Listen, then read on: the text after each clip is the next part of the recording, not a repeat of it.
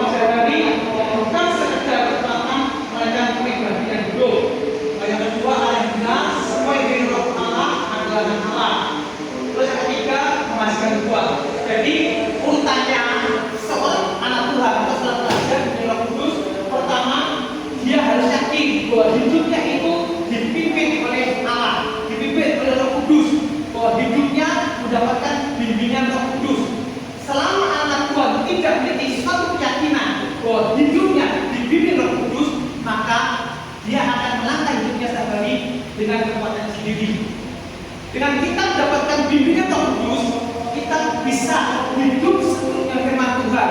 Kita bisa hidup benar. Tanpa dalam bimbingan Roh Kudus, saya yakin tidak akan bisa kita hidupkan. Kenapa? Dari bukti bahwa anak Tuhan itu dibimbing Roh Kudus dilihat dari buah-buah rohnya. Kalau orang mengatakan, hidupku dibimbing Roh Kudus, hidupku dibimbing Roh Kudus, tetapi setiap hari hidupnya tidak sesuai dengan Roh Kudus, dipertanyakan hidupnya adalah Roh Kudus.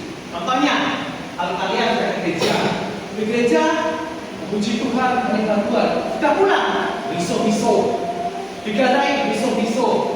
Nanti di rumah gibah. Apakah gibah boleh? Apakah gibah nggak boleh? Melihat situasi dan kondisinya. Kalau gibah untuk menjelekkan orang lain, jangan. Tetapi kalau gibah untuk mensupport teman kita, oke, tidak apa-apa.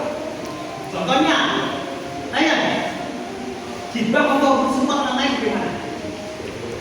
Ya, contohnya apa? Menggibah, misalkan kamu rasa-rasa pribadi dengan Sani yang intinya memberi dukungan orang lain.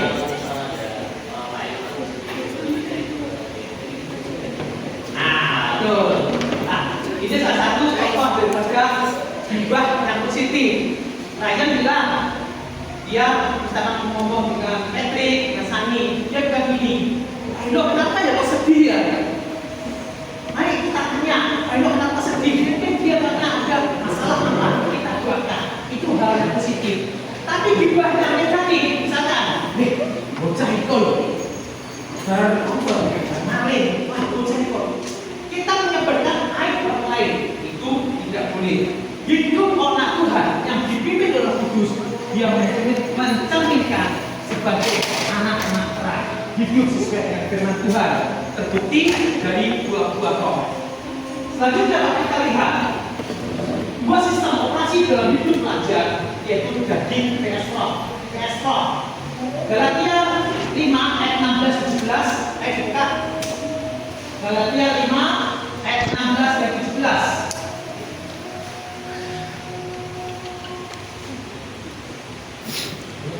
Galatia pasal 5 ayat 16 dan 17.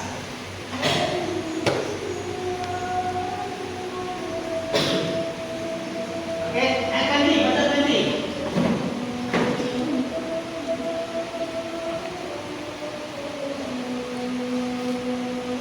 Dapat?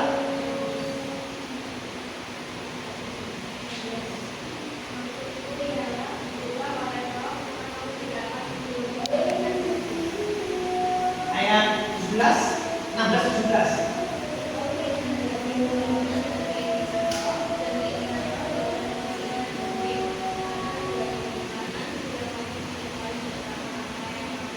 Nah, apa sih keinginan daging itu? Kalau kita menjadi dalam kitab Roma, keinginan daging pertama, iri hati, suka marah, fitnah, percabulan, dan banyak hal dari keinginan daging.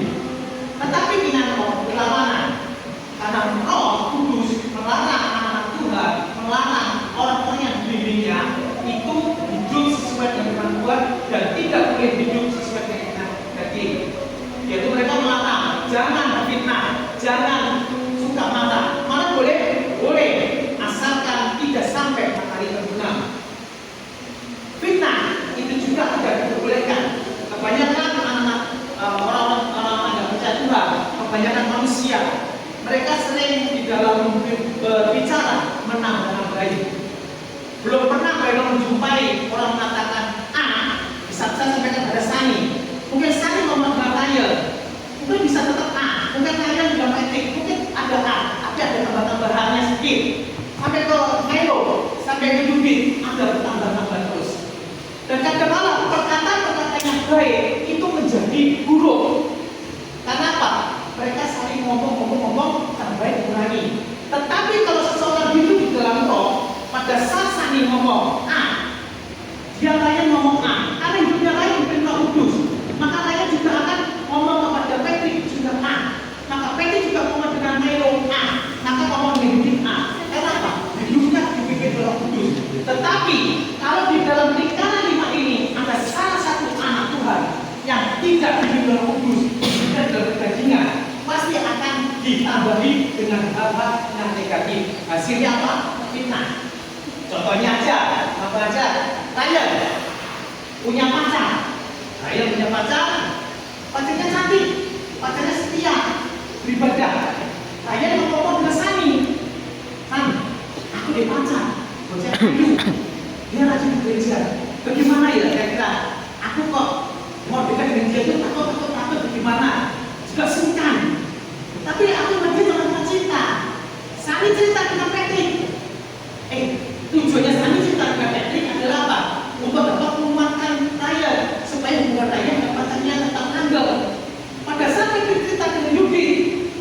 Jujur begini, Pak, temen gue, pacar terakhir di pulau gak setiap ibadah. Aku kok beli pulau untuk karaoke. Apakah itu baik? Tidak kan? Ditambahi hal yang buruk. Seseorang yang hidup dalam pimpin Roh Kudus, meskipun dia melakukan satu gibah, gibahnya adalah untuk menguatkan, untuk memberi support, dan untuk mendoakan. Tetapi di dalam lingkaran itu ada satu orang yang hidupnya tidak terpimpin Roh Kudus, maka apa yang dia terima itu akan ditambahi oleh sesuatu yang buruk. Keinginan daging itulah yang terjadi dalam kehidupan kebanyakan anak-anak manusia. Tetapi anak-anak Tuhan, kalau hidup dengan Kudus, pasti dia ada pengendalian untuk hidup sesuai dengan firman Tuhan. Dia ada satu pengendalian untuk tidak mau hidup sesuai dengan keinginan daging. Selanjutnya kita lihat bahwa roh dalam kehidupan pelajar. Di sini di dalam Galatia pasal 5 ayat 22 sampai 23. Pertama, penguasaan diri, yaitu mampu mengendalikan diri dari hawa nafsu. Beberapa waktu lalu ada salah satu anak Tuhan yang sharing dengan saya, Pak, ini seorang cewek, Pak, saya memiliki pacar, tetapi pacar saya hidupnya tidak benar sesuai dengan firman Tuhan. Saya tanya, kamu kok tahu hidupnya tidak sesuai dengan firman Tuhan? Masa baru dulu sebentar sudah hal yang tidak bagus yang dia minta kepada saya. Terus kamu, saya menolak, bagus kamu. Tetapi dia memutus saya. Kamu cinta, saya nggak mau diputus. Tetapi setiap saya kumpul bersama berdua dengan pacar saya merasa isi. Karena apa? Laki-laki ini, pacar saya ini pasti inginnya sesuatu hal yang gak di luar batas seorang pacaran. Saya mengatakan, ayo doakan. Jadi bagaimana omongan, ayo doakan. Terus barusan tadi kita ya WA, Pak, saya putus. Terus, ya saya putus, saya nggak mau lanjutkan lagi. Karena saya menginginkan di dalam saya pacaran adalah pacaran yang sehat di dalam Tuhan. Oke, saya mendukung. Nah, kebanyakan ngomong tidak, laki-laki terutama, laki-laki di dalam pacaran biasanya laki-laki hawa nafsunya adalah tinggi. Perempuan pinginnya apa? Dilindungi, disayang, dihargai. Tetapi laki-laki kebanyakannya jangan sampai kalian tergoda pada raga. Laki-laki tergoda dengan wanita karena apa? Pandangan. Tetapi wanita tergoda karena telinga. Biasanya laki-laki merayu, kamu itu cantik kamu, wah kamu itu. Besok wanita itu merasa bangga. Jangan tergoda dengan rayuan domba. Hidup harus ada penguasaan diri. Lalu kita lihat dalam tuntutan di dalam hidup ini, kebanyakan manusia itu tersenggol emosi, marah. Pada saat contohnya Pak Eno sendiri, Pak Eno orangnya adalah otodidak dalam belajar. Dan pada saat Pak Eno sering ada beberapa teman guru atau teman Pak Eno tanya, pada ada jengkel, ini Waiso, goblok. Nah, itu tidak boleh. Ini contohnya Pak Eno ya. Pada Pak Eno sendiri, panas. Pada Pak Eno sendiri, Pak Eno adalah sering ngomong dengan teman-teman dari kita, pasti Pak Eno ngomong, ini Waiso, benar gampang. Nah, padahal setiap orang memiliki kepintaran masing-masing, memiliki kemampuan sendiri, tidak ada yang sama. Pak Eno memiliki kemampuan lebih mungkin. Pak Eno suka belajar. Mungkin ada temannya Pak Eno, ya salah satu teman guru, tak tolong Pak Eno begini, Pak, goblok teman-teman. Dan aku goblok begini Pak. Tapi semua itu jangan teman. Pak Eno bilang gitu dengan dia. Tapi tetap Pak Eno bantu. Itu merupakan kata-kata yang tidak baik. Seharusnya kita ngatur sikapnya Pak Eno, seharusnya pada saat dia tanya, Pak Eno ngomong, ini loh Pak, tak jadi.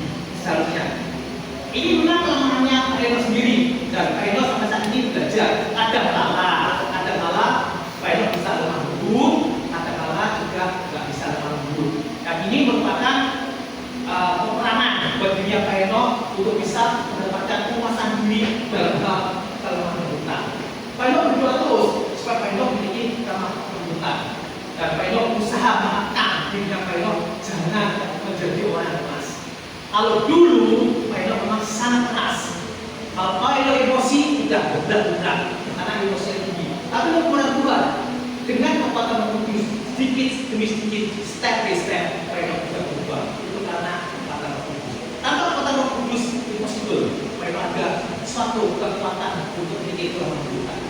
Selanjutnya, tantangan hidup pelajar yang Roh Kudus.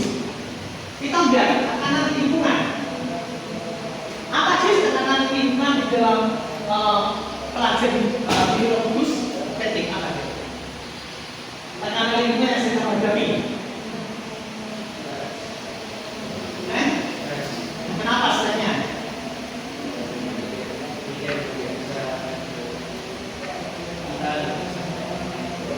Oh gitu, berarti ada rasa iri gitu ya?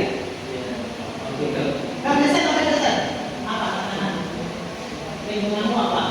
Karena kamu dalam hidup anak Tuhan. Di sekitarmu. Dan apa?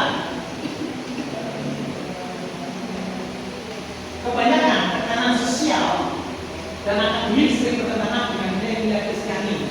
Contohnya, biasanya gini. Ini kayak alami sendiri.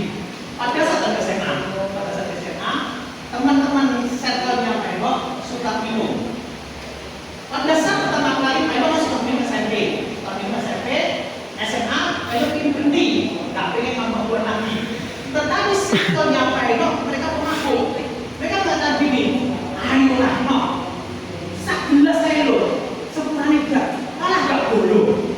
Nah, kata-kata biasanya gak bolo, perasaan diri kita tuh tidak punya teman. Itu yang sudah terjadi.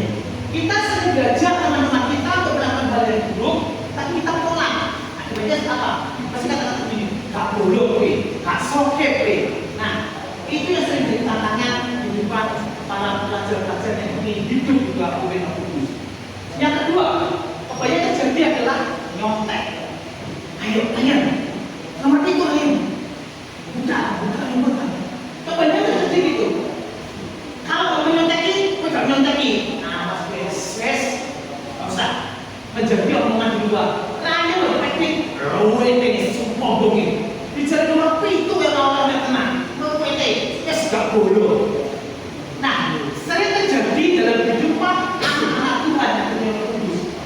Dia pada saat menghadapi teman-teman yang tidak hidup menurut firman Tuhan, mereka dalam katakan itu sering katakan gak bolong-bolongan.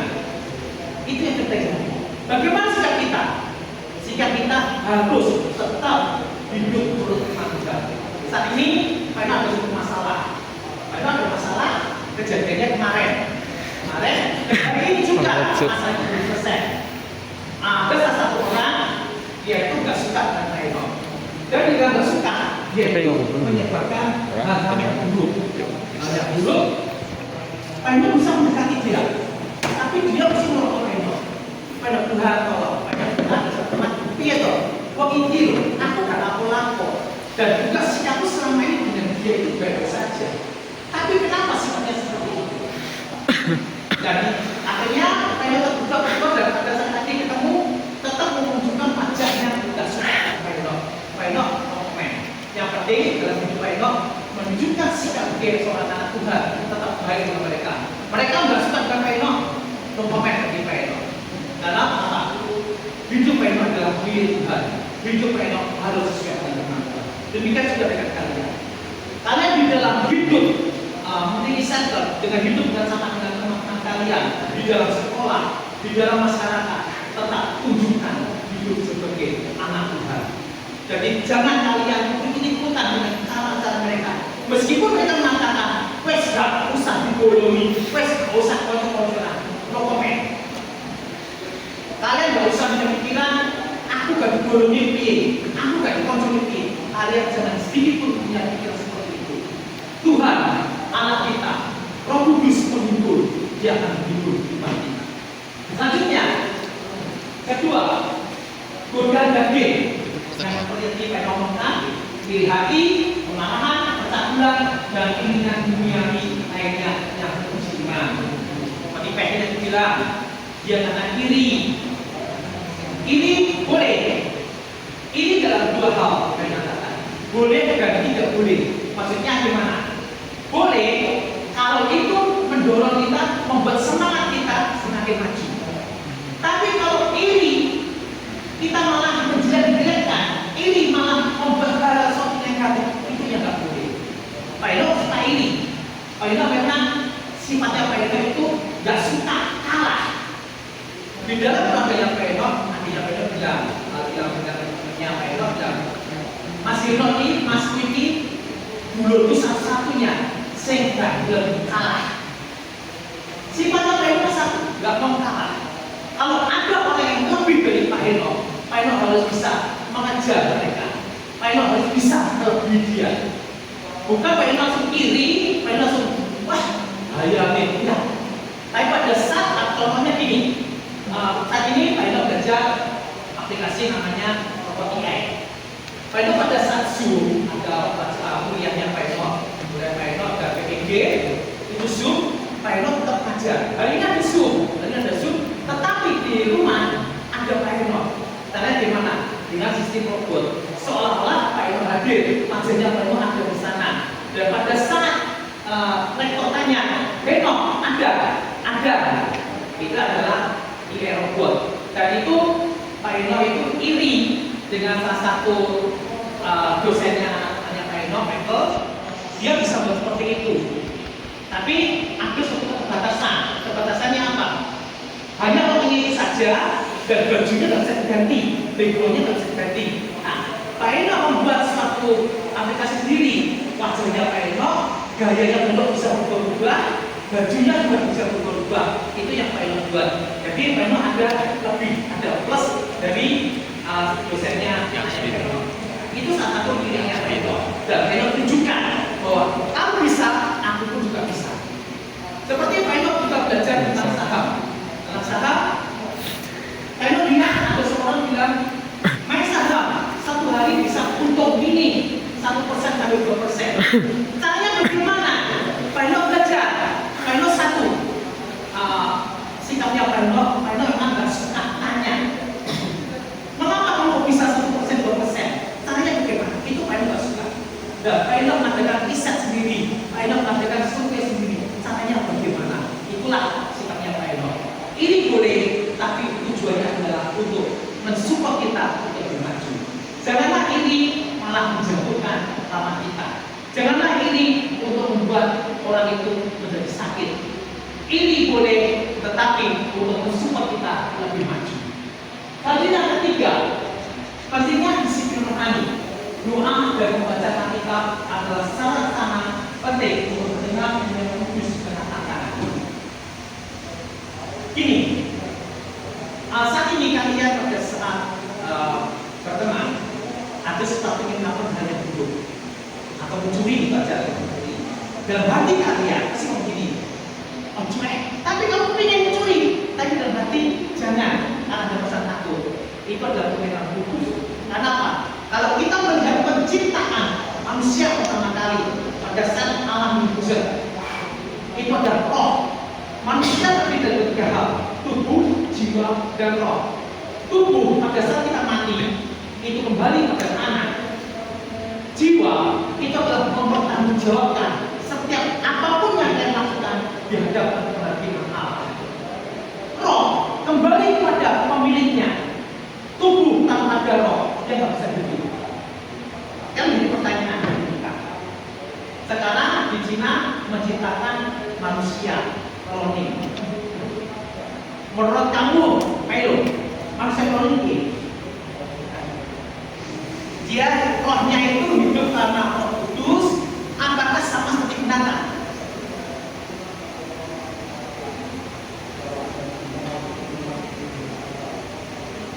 Alasannya?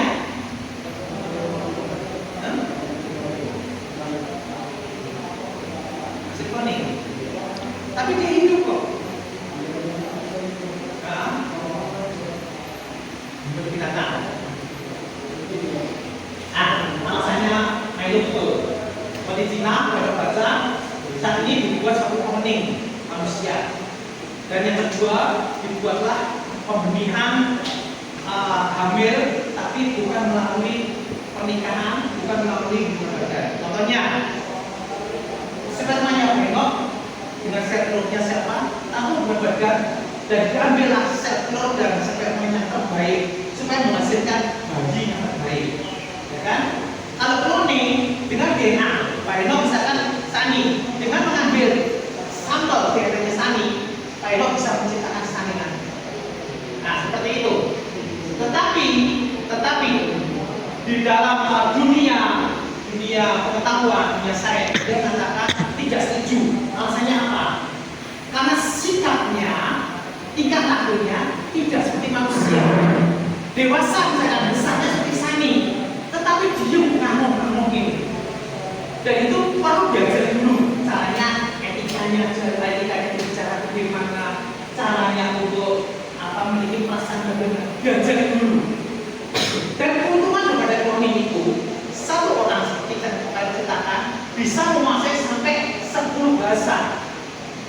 10 bahasa bisa menguasai dari hasil cloning yang kita baca, kita pelajari. Tetapi yaitu terus dan dari riset yang kami baca dikatakan sudah ada penelitian selama 3 tahun. Tetapi ternyata manusia cloning tidak memiliki perasaan. Hampir sama seperti, bukan bersama, sama seperti binatang, tidak memiliki perasaan seperti manusia. Manusia ada perasaan kasihan, ada perasaan cinta, ada perasaan mengasihi, ada perasaan benci, dan ada perasaan lapar. Tetapi sebelumnya enggak. Dia itu tidak ada perasaan. Bicara sana, ayo sana, ya sana, jalan. Ayo ke sana, ke sana. Kamu bisa baca dia, tapi tidak bisa seperti ngomong yang kayak seperti ini nggak bisa. Ngomongnya seperti Pak dia monoton. Kalau pernah baca ini videonya teman Pak dia monoton. Memang hasil seperti ini belum boleh dipublikasikan karena pernah dipublikasikan tapi dihapus sama YouTube karena data terjadi sengketa, terjadi perselisihan, terjadi kisuhan. Kenapa? Manusia yang cloning. Nah, seperti itu. Manusia kalau hidupnya tidak hidup sebagai yang kudus, melakukan karpet diri seperti manusia cloning atau seperti binatang. Tentunya kalian nggak mau dikatakan sebagai manusia cloning. Kalian masih dikatakan manusia ciptaan Tuhan, hidup sesuai dengan keinginan Tuhan. Nah, supaya kita bisa hidup sesuai dengan keinginan Tuhan, kita harus pertama suka berdoa dan suka baca Alkitab. Yang ketiga, suka ibadah. Jangan kalian mengatakan, aku sudah beri doa Pak, aku sudah beri baca Alkitab Pak. Tetapi kalau kalian tidak ibadah, tidak pernah ibadah, semuanya adalah nol, tidak ada gunanya. Kenapa kalian mengatakan itu? Pada saat kalian membaca Alkitab, ada sesuatu hal yang tidak kalian mengerti. Kalian kayak siapa? Dan pada saat kalian berdoa, kalian intinya berdoa secara individu untuk kepentingan kalian sendiri. Tetapi pada saat ibadah, itu ada satu persatuan, ada satu persekutuan di dalam gereja.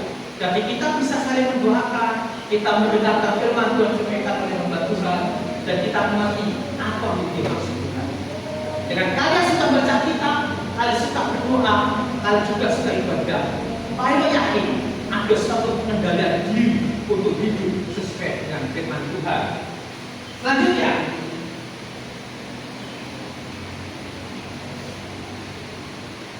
proses hidup di Roh Kudus. Pertama, berakar dalam Kristus. Kedua, menyerahkan segalanya. Ketiga, Kristus memanifestasi. Berakar dalam Kristus. Hendaklah kamu berakar di dalam Dia dan dibangun di atas Dia. Hendaklah kamu bertambah teguh dalam iman yang telah diajarkan kepadamu, dan hendaklah hatimu melimpah dengan syukur. Kalau kalian membaca suatu ayat, aku adalah pokok anggur, kamu adalah ranting-rantingnya. Dan ada pepatah mengatakan, buah jatuh tidak jauh dari pohonnya. Kalau kalian mengatakan bahwa kalian adalah anak Tuhan, kalian adalah orang Kristen, maka tunjukkanlah hidup sebagai orang Kristen, mengikuti teladan Yesus, yaitu seperti tadi saya ngomongkan, rajin baca Alkitab, rajin ibadah. rajin berdoa, kalian pasti akan bisa berangkat, kalian pasti bisa hidup sesuai dengan apa yang diinginkan Tuhan, yaitu hidup sesuai dengan firman Tuhan. Menyerahkan segalanya. Banyak orang mengatakan, aku suka berdoa, aku suka baca kitab, aku rajin ibadah, tetapi dalam hidupnya tidak ada ucapan syukur. Itu tidak boleh. Hidup harus selalu mengucap syukur apapun yang terjadi. Kebanyakan anak Tuhan aja pada umumnya sering pada saat menghadapi suatu masalah dia mengeluh, dia tidak bersyukur. Contohnya anak Aina yang pertama, satu yang lalu yaitu ujian Akom. Terus dia bilang dengan saya, Pi, aku bingung, kok gak lulus Pi? Bawaannya tuh malas setiap hari, takut gak lulus. Saya katakan, kamu anak Tuhan, kamu anaknya Papi. Papi sering apapun yang Papi kerjakan berhasil. Kamu pun apa yang kamu lakukan pasti berhasil. Satu hal, kamu berserah pada Tuhan dan belajar. Dia mengatakan gini, aku belajar Pi, tapi gak boleh untuk tertentu. Aku belajar Pi, takut terus. Papi bilang, wes, ayo belajar sama Papi. Saja jalan, tenangkan pikirannya, belajar. Ya puji Tuhan, dia mengerjakan ujian. Akhirnya tak tanya, Pi ujiannya? Pi gak ngerti masa perjalanan. Ya sudah, yakinlah kamu pasti lulus. Nah, tadi pagi di WA, Pi puji Tuhan, Holly lulus. Puji Tuhan gitu. Teman-teman Holly banyak gak lulus, ada teman Holly gak lulus 17 anak gak lulus. Terus saya pesan gini, meskipun teman banyak gak lulus, satu hal, jangan meremehkan dia, jangan menghina dia, tetapi beri semangat dan doakan supaya ada suatu kehidupan di dalam hidupnya. Satu hal, mengucap syukurlah selalu apa yang kita hadapi. Di dalam kita mengucap syukur ada banyak jalan keluar. Dunia mengatakan banyak jalan ke rumah, tetapi di dalam Kristus hanya ada satu jalan. Pada saat kita berseru pada Tuhan, satu jalan itu pasti benar. Tidak seperti apa yang terjadi di dunia, banyak jalan menuju ke rumah. Mereka satu jalan tidak bisa pakai jalan ini, satu jalan ini memilih mana yang akhirnya bisa lolos. Tetapi dari Tuhan hanya satu jalan pasti lolos. Selanjutnya, Roh Kudus di gembala, kalian melihat gembala dia membawa domba-dombanya. Demikian juga Roh Kudus. Kalau kita menyatakan pimpinan Roh Kudus, kita menurut apa jadi maunya Roh Kudus. Selanjutnya, ini yang paling sering manusia alami, buat kesalahan pemahaman tentang hidup di Roh Kudus. Kita sering dengar Yesus mati salib untuk menebus kita dari dosa. Kita sudah dimerdekakan. Tetapi banyak orang menyalahgunakan kemerdekaan itu dengan hidup sama gue. Ada orang mengatakan sekali selamat tetap selamat, meskipun kamu berdosa selamat, itu salah. Berarti telah menyalahgunakan kemerdekaan yang telah diberikan. Jadi bukan bebas sama Tuhan, hidup yang dipimpin Roh Kudus bukanlah hidup yang bebas tanpa kontrol tanpa Tuhan. Mereka hidup dalam kemerdekaan kalau berjawab. Kalian sudah dimerdekakan dari dosa, kalian harus bertanggung jawab atas kemerdekaan yang telah Tuhan berikan, yaitu hidup sesuai dengan firman Tuhan. Jangan kembali lagi hidup di dalam dosa. Bukan hidup menurut aturan. Banyak orang mengatakan, aku begini, begini. Apakah aku Roh Kudus? Orang di Roh Kudus, meskipun dia berkumpul bersama-sama temannya hanya tidak berdosa, dia tetap mau bergaul dengan mereka. Karena apa? Ini keyakinan bahwa saya tidak terpengaruh dengan mereka. Jadi sama juga selanjutnya kesimpulan. Hidup pelajaran yang dimiliki Roh Kudus yaitu hidup berkat. Hidup yang dimiliki Roh Kudus membawa pertumbuhan rohani yang tak terhingga dan menghasilkan buah yang memuliakan Allah. Mari serahkan seluruh hidup kita pada Roh Kudus setiap hari dengan Dia mungkin setiap lama dan bisa kita. Ayo berdiri, kita nyanyikan sebuah lagu. Hidup ini adalah kesertaan.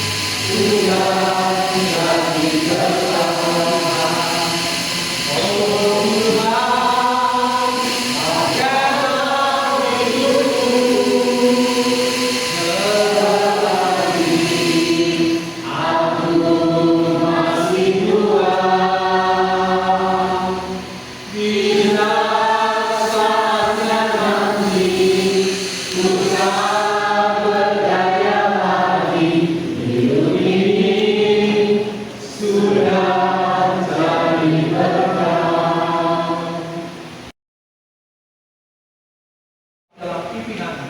Kiranya Roh Kudus selalu berkarya dalam kehidupannya. Kiranya Roh Kudus selalu memimpin dalam kehidupannya, supaya anak-anak binti hamba boleh tetap hidup menurut firman Tuhan. Biarlah mereka selalu hidup menurut firman Tuhan, dan melalui pimpinan Tuhan, mujizat keajaiban Tuhan akan selalu nyata dalam kehidupan mereka. Pertama, mereka akan kembali ke kelas untuk pelajaran selanjutnya. Tuhan tetap hidup mereka. Di dalam nama Tuhan Yesus Kristus. Haleluya. Amin.